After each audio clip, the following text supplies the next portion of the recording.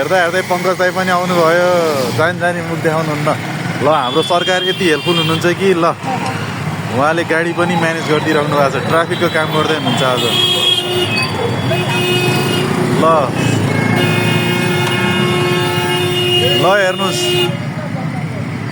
ल हाम्रो सरकारले आज ट्राफिकको काम पनि गर्दै हुनुहुन्छ है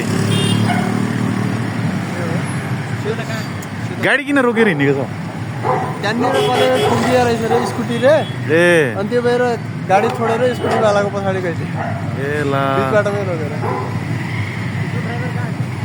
कहाँ स्कुटीवालाको पछाडि गएछ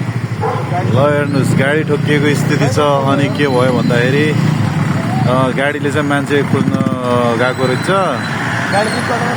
गाडी बिच बाटोमै छोडिदिएको छ ल हेर्नुहोस् देशको स्थिति ल उहाँ नै हुनुहुँदो रहेछ उहाँकै गाडी ठोकिदिएको रहेछ मान्छे भेट्यो कि भेटेन ल सरकार जय नेपाल ल हेर्नुहोस् साथीहरू ल छेउ लाग्नु नआउनु